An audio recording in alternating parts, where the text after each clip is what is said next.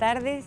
Esto es Periscopio, como todos los sábados acá en Televisión Nacional, a partir de las 18:30. Estoy segura que hoy el invitado lo va a estar usted haciéndose muy cómplice de esta nota, porque tiene que ver con alguien que pertenece a esta empresa, que ha pertenecido a otras empresas periodísticas y que va a hablar de un tema que por lo general se muestra, pero no se habla.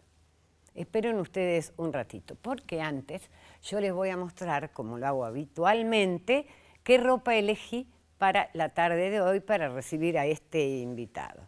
Es un traje en patchwork. Patchwork es una de las cosas que más se usan en esta temporada. Como verán, en la chaqueta hay diferentes tonos que están cruzados por líneas de terciopelo, otra de las texturas vanguardias de esta temporada.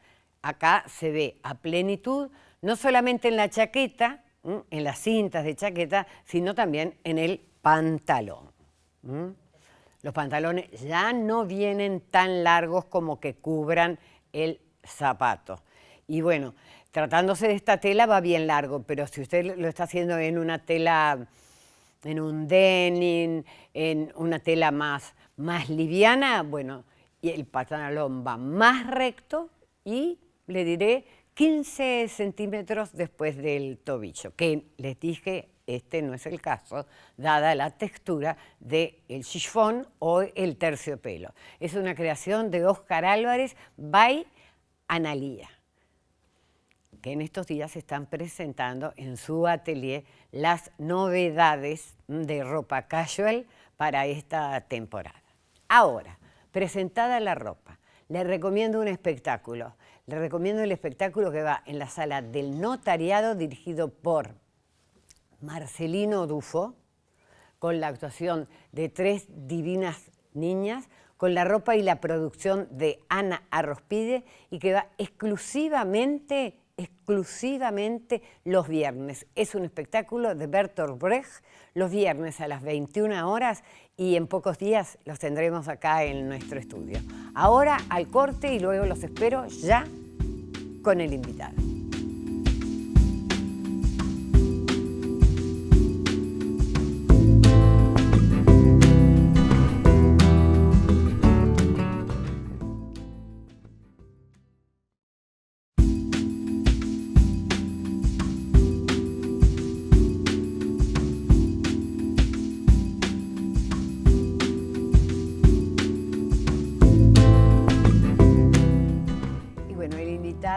En la tarde de hoy es alguien que no sale frecuentemente en cámaras de la televisión nacional. Sin embargo, es una persona que está asumiendo una jerarquía muy alta, muy importante, ya que él es el responsable de todos los noticieros que se emiten por la televisión pública, por Televisión Nacional. Y se llama Luis Curbelo. Es un gusto que hayas aceptado, Luis, esta invitación. Me acuerdo que cuando Luis empezó a trabajar en esta empresa, a mí me pasó como a muchos de ustedes le tiene que haber pasado. Dije, ¿y ahora a las 6 de la mañana? ¿Qué pasa? ¿Qué hago? Yo me siento horrible, porque Luis nos acompañaba desde la cama, a veces. Seguro. Sí, con el informativo de las 6 de la tarde de las 6 de la mañana de Radio Sarandí. Exacto, sí, lo hice muchos años, más de 10 años, ese informativo que la verdad tenía una audiencia increíble, sí, y obviamente había mucha gente que estaba despertándose a esa hora. Sí, y además en un tono muy distendido, muy coloquial. Era la idea, porque obviamente a esa hora uno no puede ponerse muy lento, porque si no la gente no se despierta, ¿no? Entonces le agregamos música. Música, preciosa. Y bueno, y la idea era justamente acompañar. Pero Luis, esos no fueron tus comienzos. ¿Tus comienzos cuándo fueron? Para hacer un resumen medio rápido. En realidad, a esta altura, yo tengo 52 años, ya llevo 32 de actividad periodística. Empecé con 20 años en el viejo diario de la noche. ¿52 años? 52 años, sí, efectivamente. Pareces mucho más joven. Bueno, muchas gracias. Sí, 52 años. Y 32 de carrera, porque empecé con 20 años en en el Diario de la Noche, allá Ah, abajo, el en Río Negro, famoso allá. Río Negro y Carlos Gardel. Sí. Trabajé en Radio Rural también en esa Mirá. misma época, con gente impresionante como Juan Francisco Fontobra, ya fallecido lamentablemente. Divino Fontobra, Sí, lo sí, conocí cuando era- él ya estaba en Sarandí. Exacto. Hicimos algunos viajes al exterior cuando yo hacía radio. O sea que en realidad, bueno, y después en diversos medios, radiales, aquí mismo en Canal 5, hace muchísimos años, en Agroinforme, con el Chema Rodríguez, Sí. que todavía vivía Tricánico, el dueño Divino Juan el Tricánico dueño original también. de Agroinforme. Es que yo llevo casi 50 años de Bueno, televisión. claro, por eso. Entonces es muy raro que se nombre No, a la alguien que historia yo de no acá conozca, ¿no? la has conocido notoriamente, sí, sí. Bueno, también A veces no conozco a los nuevos. Claro. Por los nombres no conozco a los nuevos. Y intercalando en medios escritos, porque trabajé en el diario El Día, en el Nuevo Día, trabajé en la revista Guía Financiera, Grandes que también. amigos. Sí, también, sí. En el muchísima día gente una conocida, claro. empresa increíble, Sí, ¿no? sí, tremendo. Y Con en un el papel diario muy importante también durante el periodo Sí, cívico-militar. Claro. Sí, yo estuve al final de ese periodo y después en el Nuevo Día, un interregno ahí que Sí, estuvo me cerrado el acuerdo día. que estaba Julio Ney. Exacto. Ajá. Después trabajé Nicholson, en Radio sí. Nuevo Tiempo con Never y Jorge ahí en el arranque de Nuevo Tiempo, también unos cuantos años, el diario El Observador, Radio Carve también, y los últimos 10 años antes de venir para acá estuve Sarandí. estuve 15 años en TV Ciudad también, ¿no? Mirá. Allí también como director de informativos.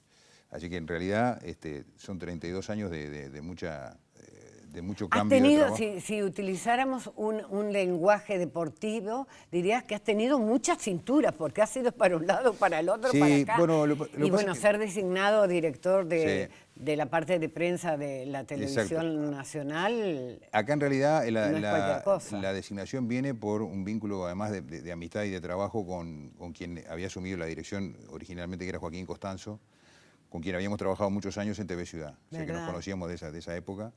Y él, cuando le ofrecieron la dirección, me ofreció venir a trabajar con él en la dirección de informativos. Sí, le dije que sí, por supuesto. Era un Pero se fue desafío. rápido, Costanzo. Sí, lamentablemente, bueno, tuvo algunos problemas Sí. de salud y tuvo que dejar. Es una cuestión bastante estresante y le habían recomendado justamente bajar el nivel de estrés. Así que tuvo que dejar la dirección del canal. Bueno, que aquí asumió después Adriana González. Y obviamente yo permanecí en el cargo de todas maneras. Qué trabajando suerte, ¿no? trabajando Te dieron también nuevamente la confianza. Sí, claro, por eso, para seguir trabajando con Adriana en la dirección de informativos y bueno, en eso estamos en estos últimos 2 años y pico, ¿no? Luis, y en estos 2 últimos años y pico, ¿cómo ves a los informativos de la televisión nacional? Hay gente que no los ve, vamos a decir las cosas sí. como son. Y hay gente, sin embargo, que dice, yo es el único informativo Sí. que veo. Sí, bueno, hay todo un desafío en realidad, porque nosotros somos el canal del Estado, no del Sí, gobierno. Entonces, exacto. Hay gente que también piensa que solo debemos informar cosas del gobierno y eso en realidad no es así. ¿No es así?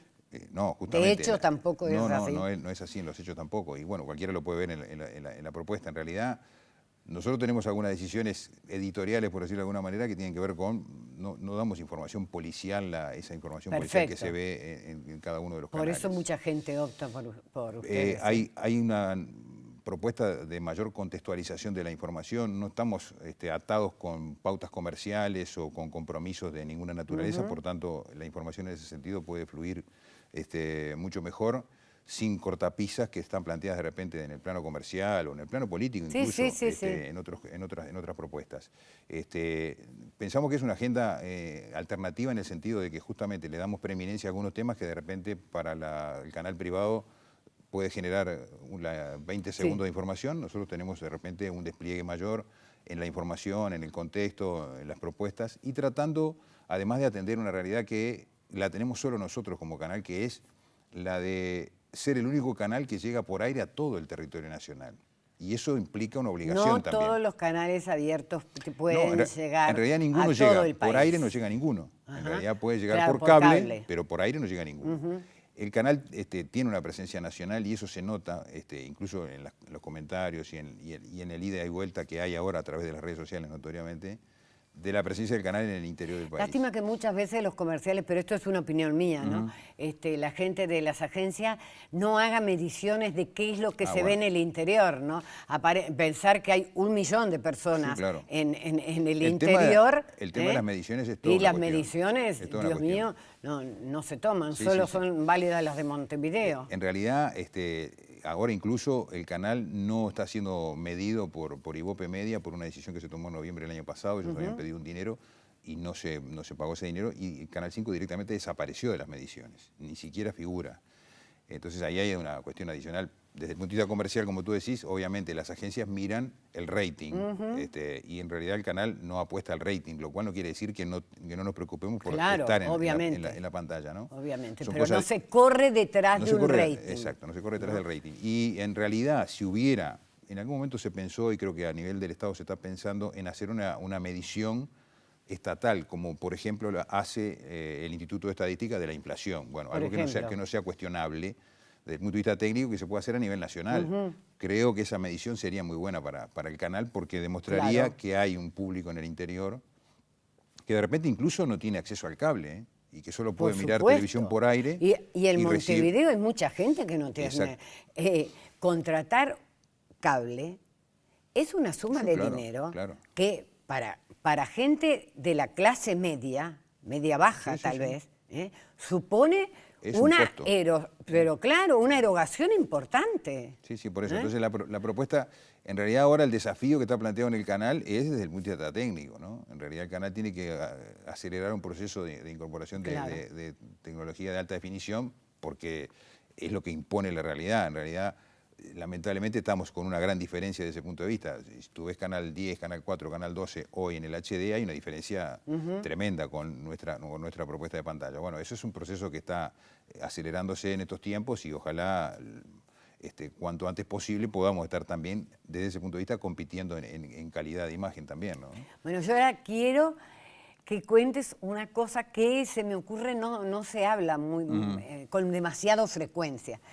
Cuando se hace una gira presidencial, por lo general, o de pronto, aunque no vaya el presidente, que va a una comitiva importante, ya sea el vicepresidente, bueno, pero dejemos al vicepresidente con sus problemas por otro lado, ¿no?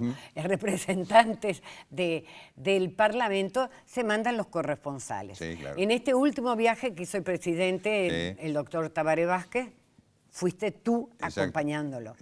Y conociendo que has hecho tantos viajes, pero tal vez de otro carácter, porque te han invitado empresas, te han invitado representaciones de otros países, ¿no? Para conocer su verdad. Quería saber fundamentalmente en qué difiere pertenecer a un acompañamiento con el presidente, vale decir, a una gira oficial de una gira más normal. ¿Qué compromisos se contraen? Sí, en realidad a veces hay gente que piensa que la cobertura de este tipo de giras es un paseo más. Pero en realidad implica un laburo constante, en realidad. Tenés que estar laburando todo el día detrás de lo que pasa con la agenda del presidente. Te da la oportunidad, obviamente, de conocer lugares que si no, estarían cerrados para los periodistas, ¿verdad? Porque ingresar, por ejemplo, al Kremlin, a la sala donde Putin atiende a los mandatarios extranjeros, que es una sala que usaban los zares, que está toda cubierta de oro, con unas alfombras impresionantes. Esa es una posibilidad que obviamente la tenés si vas en una comitiva oficial. Claro. En este caso, acompañando al presidente de la República. Ese tipo de situaciones obviamente las tenés solo exclusivamente si estás en el marco de una comitiva oficial. No, el turista que recorre el Kremlin no puede entrar a esa sala, evidentemente. Pasó lo mismo ahora en Egipto, por ejemplo, para ingresar a la casa del presidente de la República, que además por cuestiones de seguridad hay una cuestión impresionante de seguridad que realmente le impide a cualquier otro ciudadano acceder ni acercarse a la residencia del presidente de Egipto. Pasó en Alemania o en Viena o en Ginebra, ingresar a determinados lugares de la OIT, que también es un lugar que está muy... Hoy por hoy en Europa, en realidad, dadas las circunstancias y lo que está pasando con el tema del terrorismo, bueno, todos estos lugares tienen medidas de seguridad realmente impresionantes. Impresionantes. Y en Egipto, justamente ahora que nosotros fuimos en estas últimas semanas, producto de que había habido un atentado muy complicado contra cristianos coptos, Sí.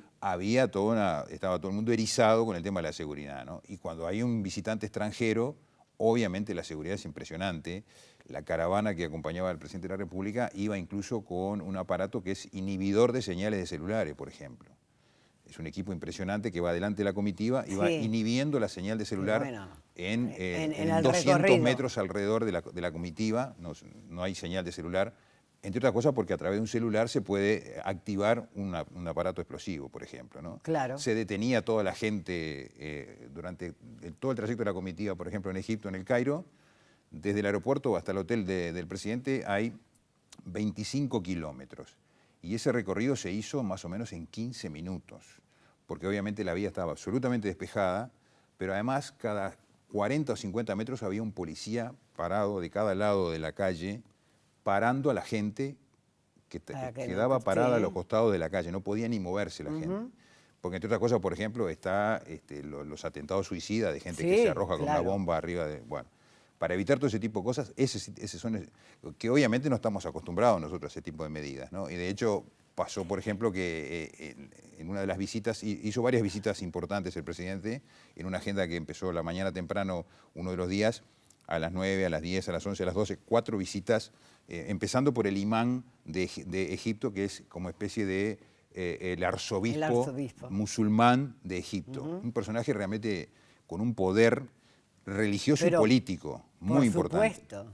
Entre otras cosas, por ejemplo, fue el hombre que impidió que Mohamed Morsi, el hombre que fue depuesto, fuera ejecutado. Él es el hombre que sube o baja el dedo de una ejecución de esa naturaleza. Y cuando se planteó la posibilidad de ejecutar a Mohamed Morsi por los delitos que se le atribuyeron de la campaña de los hermanos musulmanes, él dijo que no. Y el hombre está vivo, está preso, pero está vivo. Por ejemplo, ¿no? Para que tengas una idea del poder político y religioso que tiene ese hombre. Después con el primer ministro, después con el presidente del Parlamento. Pero ¿qué pasó? En un momento, en una de las visitas, termina la visita en el presidente del Parlamento y teníamos que ir hasta la residencia del primer ministro. Pero la residencia del primer ministro está cruzando la calle. Pero aún así se había depuesto todo un operativo que era subir toda la caravana, dar toda una vuelta por la calle para llegar hasta la casa del primer ministro.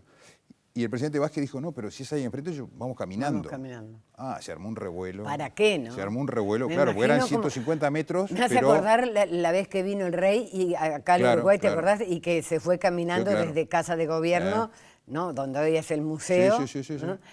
Hasta el hotel. Exacto. ¿No? No, esas cosas es algo que está totalmente imprevisto y desacomoda a la gente en 3 minutos. Absolutamente. Entonces quedó todo el mundo alterado porque, claro, entonces hubo que reacomodar, porque había hasta incluso gente con ametralladoras en las azoteas, o sea, toda una movida realmente impresionante que obviamente nosotros no estamos acostumbrados. ¿Fue más importante en Egipto que en Rusia? Bueno, eran cuestiones diferentes, ¿no? La seguridad, obviamente, en Rusia también es impresionante, ¿no? Me imagino. Impresionante. Por las mismas razones, además, ¿no? Y ni que hablar para acceder al Kremlin o todo lo que tenga que ver con el gobierno de Rusia. Tenía que haber ido con ustedes. Sí, claro. No este año. Porque voy a ir este año. ¿A Rusia? A Moscú y a San Petersburgo. ¿Podría ser el año que viene que va a estar Uruguay jugando el Mundial? No, pero no quiero ir porque ahí es otro ambiente, no quiero ir por eso, más tranquila. Además, por ahí me apasiono mucho con Uruguay. Después digo, ay, no me importa San Petersburgo y esto y lo otro. No. Quiero ir tranquila. Realmente nosotros tuvimos solo en Moscú, pero la verdad que es una ciudad impresionante, ¿no? Impresionante. ¿Llevas productores? No, en realidad no, porque lamentablemente no dan las posibilidades económicas. Sería ideal para el trabajo en sí. Pero porque es difícil trabajar. La gente se cree que cuando uno va al exterior, bueno, yo hablo por mi propia experiencia, ¿no? Todo es fantástico, te vas a divertir, vas a conocer lugares divinos, hay qué suerte que tenés. Y no se dan cuenta que uno tiene que trabajar, que no tiene productores, que tiene que hacer todo, ir a buscar a la gente, después la gente no viene. Es un estrés muy importante. Pero además hay otra cuestión que tiene que ver con la diferencia horaria. También. Nosotros para las salidas en vivo, para el informativo, por ejemplo, a las 8 de la noche, tenemos 5 horas de diferencia con Viena, con El Cairo, con Ginebra. Es decir, que era la 1 de la mañana en esos lugares. En caso de Moscú, 6 horas. Todavía mayor la diferencia. Pero ¿qué pasa? Al otro día la agenda empieza con el horario de ellos. Claro. O sea que en realidad nosotros con el camarógrafo dormíamos 3 horas, 3 horas. de repente por Sí. día. Y es Estaban cansancio cansados. que se va acumulando, ¿no? Pero bueno, en realidad es esa la Se dinámica. hace lo que puede. Esa es la dinámica de trabajo. Está prevista una agenda que hay que cubrir, obviamente, y que implica un desgaste importante, ¿no? Yo veo que el presidente es por demás amable cuando está haciendo los viajes Sí, respecto a las preguntas que le pueden hacer los periodistas, sí. que les hacen de pronto no preguntas estrictamente Exacto. ligadas a Exacto. a lo que ocurrió en esa reunión, sí. sino estrictamente ligadas a lo que está pasando aquí en nuestro país, Exacto. algunas cuestiones conflictivas. ¿Qué grado de compromiso entonces tienen que asumir ustedes? No, en realidad ahí hay una dinámica que ya está establecida, incluso ha pasado así con diversos viajes. El presidente puntualmente puede hablar de algunas de las actividades que va desarrollando. Ahora pasó, por ejemplo, después de la reunión en Viena, la Organización Internacional de Energía Atómica. Sí. Él habló, por ejemplo, del hecho de que está completamente descartada la incorporación de energía nuclear a Uruguay por los cambios de la matriz energética, puntualmente sobre esa reunión. Pero, por ejemplo, después lo que está establecido es que él, al término de esa gira, hace una conferencia de prensa en la que habla de todos los temas, de todo lo que queramos preguntar abiertamente, sin ningún problema, sin ninguna cortapisa, se puede preguntar allí de cualquiera de los temas. De hecho, en esta ¿Cualquiera sea el medio? Cualquiera sea el medio, porque incluso somos medios nacionales o extranjeros, porque en el caso ahora en Ginebra había varios medios que eran de ahí de Suiza, había algunos de Alemania, en fin, medios extranjeros que también le interesa conocer la opinión del presidente de la República sobre algunos temas. Le preguntaron sobre Venezuela, le preguntaron sobre el tema de los derechos humanos. Pero eso fue en el viaje anterior, ¿no? Cuando le preguntaron sobre Venezuela y que hizo una declaración que no fue muy feliz. Eso había sido en el anterior viaje en España, sí. Pero ahora se le volvió a preguntar sobre el tema Venezuela nuevamente. ¿Modificó la respuesta en virtud de los acontecimientos? En realidad lo que pasa es que ahora había cambiado la propuesta en el sentido de que el presidente había dicho que no se iba a hablar con Venezuela hasta que no se retractara de la acusación que había hecho el Ministerio de Relaciones Exteriores. Después quedó todo en la Pero sin embargo, Uruguay ofreció de todas maneras su participación en la negociación para ver si se puede establecer el diálogo entre la oposición y el gobierno en Venezuela, y en eso está. De hecho, ayer mismo lo volvió a decir el presidente en el 19 de junio, la disposición al diálogo. En la OEA la cosa está muy trancada, o sea que por ahí no habría una solución. Trancadísimo, ¿no? Y en Venezuela más trancada aún. Y está todavía. muy complicada la situación. Sigue muy partida la sociedad en dos partes, ¿no? Entre el gobierno y la oposición, y bueno, y entre medio con los enfrentamientos que se siguen dando, ¿no? Es muy difícil, claro, para cualquier país pararse a veces en esa situación sin caer en apoyos a uno u otro, en realidad. Y lo que plantea el presidente era una posición equidistante en el sentido de, bueno, apostemos al diálogo para ver qué chance hay de encontrar una solución, aunque en realidad, incluso hasta con la mediación del Papa y de diversas figuras internacionales, no se pudo lograr mayormente el diálogo, ¿no? Maduro parece que no está del todo maduro sí, todavía. Está complicado. Está muy complicado. Bueno, los choques que ha tenido con la fiscal de la Nación son vergonzosos. ¿no? Es una situación muy complicada. Es una situación muy complicada. Pero no te traje hoy para hablar de Venezuela, capaz que otro día lo podemos hacer. Pero, digo, en la OIT el presidente vuelve a tomar el tema del tabaco. En la OIT el tema era negociación colectiva. Negociación colectiva, sí. Él estuvo después hablando en una actividad que desarrolló un instituto especializado que hay, que tiene sede en Ginebra, en donde ahí sí habló del tema de las enfermedades no transmisibles. Sí. De hecho, en octubre va a haber un congreso mundial acá en Montevideo, que va a participar el nuevo director de la Organización Mundial de la Salud, que es el etíope Ghebreyesus, que estuvo reunido con el presidente en Ginebra, le pidió una reunión porque a nivel mundial hay mucho interés por conocer cómo Uruguay ha hecho todos estos avances que ha hecho en materia de lucha contra el tabaco. Uruguay cumplió con mucha antelación todo lo que está establecido en el cronograma de los acuerdos de la lucha contra el tabaco, y ahora el presidente volvió a planteó con mucho más énfasis su decisión de, por ejemplo, establecer un perímetro de 200 metros alrededor de los centros educativos y centros de salud para evitar que se fume en la calle. Y él mencionaba, y eso creo que lo hemos visto todos, el espectáculo bastante poco positivo que significa ver a los médicos o a las enfermeras sentadas en el muro de las mutualistas o de los hospitales Exactamente, lo fumando, veo a diario, lo veo ¿no? a diario cuando voy a mi mutualista. Bueno, eso es una señal que se considera muy negativa desde el punto de vista de una campaña de estas características, y bueno, el presidente está dispuesto a avanzar en eso. Australia ya está en ese camino, ¿no? Y el presidente dice que habría que ver qué pasa con Australia para ver cómo se puede implementar acá, qué resultados puede haber, porque obviamente va a implicar algún otro tipo de control, que yo no sé cómo será, para evitar que... Bueno, va a haber que hacer muchos controles, ¿no? Porque se nos viene el tema de la marihuana. También. Te voy a convocar para que vengas otra tarde. Sí. Se me está ocurriendo que una vez por mes podías venir a darnos tu sí, visión. bueno, cómo no, sí.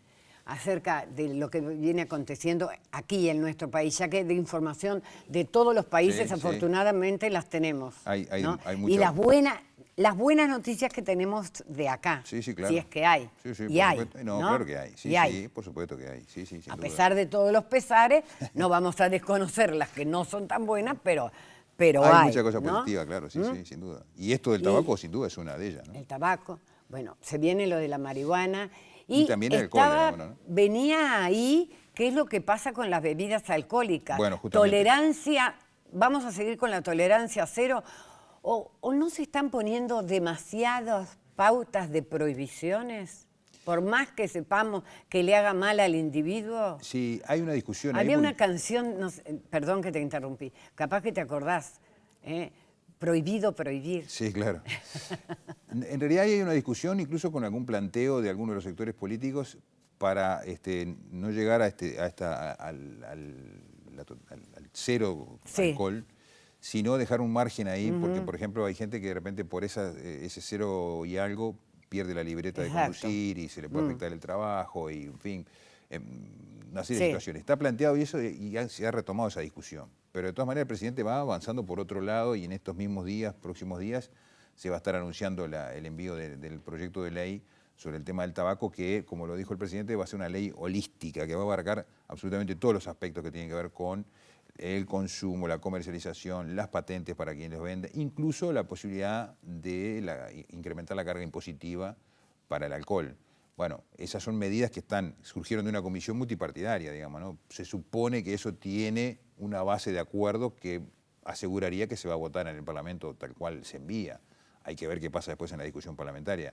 Pero sí es cierto que hubo como una especie de rediscusión de los criterios que se habían establecido, que planteó la Ley Nacional de Tránsito, la Unidad Nacional de Seguridad Vial, que es lo de el 0 gramo de alcohol por sangre en los controles de espirometría, ¿no? Luis, ¿sabés que yo tengo muchísimas preguntas más para hacerte? Pero también tengo un asistente ahí que ya no sabe qué seña hacerme. Hay que cortar. Para... En cualquier momento dice lo de Mujica, hay que empezar a los tiros. Hay que empezar a los tiros, sí, está bien. Porque como no me puede llamar a duelo. Claro. Así que te digo, muchas gracias por esta visita, muchas gracias por las imágenes que nos trajiste del cómo viaje. No, sí, cómo no. Vamos a seguir hablando de algunas cosas del viaje, pero así salpicado también con otros temas, siempre y cuando tú aceptes. Sí, por supuesto, estamos a la orden, cómo no.